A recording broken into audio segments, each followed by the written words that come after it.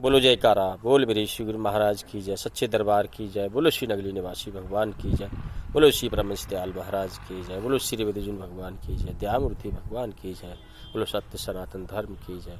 प्रेमी आप सभी को जय सच्चिदानंद, जय गुरु की। आप सभी के लिए कुशल क्षेम, आप सभी सुख से हैं, ऐसी कामना। प्रेमियों, एक बार की बात है, एक पंडित जी के पास में 500 रुपये थे। उनके अंदर विचार आया, उन्होंने वो 500 रुपये लाला जी को जमा कर दिए और विचार किया कि जब मेरी बेटी जवान हो जाएगी तो मैं ये 500 रुपये लेकर अपनी बेटी के विवाह में प्रयोग कर लूँगा। कुछ समय की बात है, कुछ समय बाद जब पंडित जी की बेटी जवान हुई तो लाला जी के पास में जाकर उन्होंने 500 रुपये का सवाल किया, अपने 500 रुपये मांगे तो लाला जी ने साफ इनकार कर दिया। इस बात को सुनकर पंडित जी को बड़ा ही दुख हुआ। दुखी होकर वो अपने घर जाकर विचार करने लगे, क्या किया जाए, कैसे मेरे 500 रुपये वापस हो। अचानक विचार आया कि क्यों ना मैं लाला जी की शिकायत अपने राजा से कर दूं।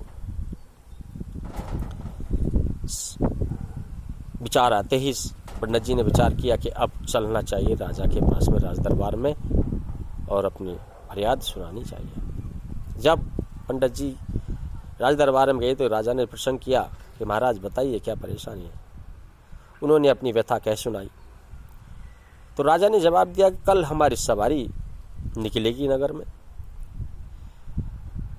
आप ऐसा करना, कल लाला जी की दुकान के पास में जाके खड़े होना, जो मेरा कार्य है वो मैं कर दूंगा।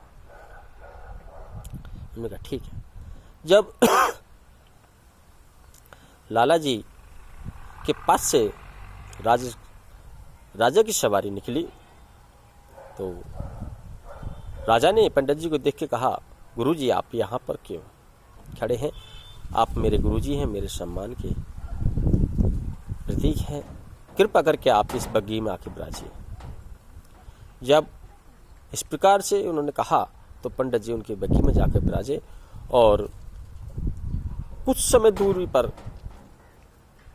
दूरी पर जाकर पंडित जी को राजा ने उतार दिया और कहा कि मैंने अपना कार्य कर दिया है और अब आपका भाग्य है।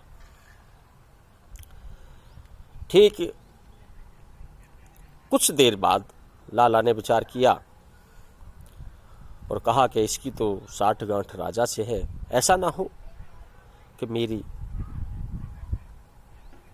आफत आ जाए। तुरंत ही उन्होंने अपने मुनीम को बुलाया और कहा कि जल्दी जाइए और कहीं से भी पंडित जी को ढूंढ कर लाइए। पंडित जी जब मिले तो उन्होंने बड़े प्रणाम किया आदर के साथ में और लाला जी के पास में ले आए। लाला जी ने कहा, मैंने बहुत प्रयास करने के बाद में पाया कि अपने बैंक खाते में मैंने आपको देखा तो 500 रुपये जमा है, तो कृपा करके महाराज अपने 500 रुपये लीजिए, साथ ही आपकी इतने समय में 12,000 रुपये ब्याज हुई है और प्लस मैं आपको अपनी तरफ से बेटी के विवाह के लिए 1,000 रुपये देता हूँ। तो कुल मिलाकर उन्होंने 13,500 रुपये दिए। जब एक राजा के साथ में संबंध होने से हमको समाज में इतना मान सम्मान मिल सकता है तो क्यों ना हम अपने परमात्मा से अपना संबंध बनाकर रखें। वो राजा रूपी हमारा परमात्मा ही हमारे जीवन का उद्धार कर सकता है। उसके सानिध्य में जाने से हमें हर समस्या का समाधान मिल सकता है। इसीलिए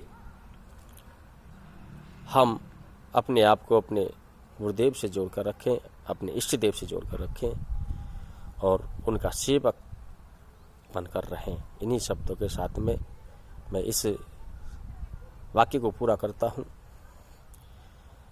प्रेमियों, सभी को जय सच्चिदानंद, जय गुरु की।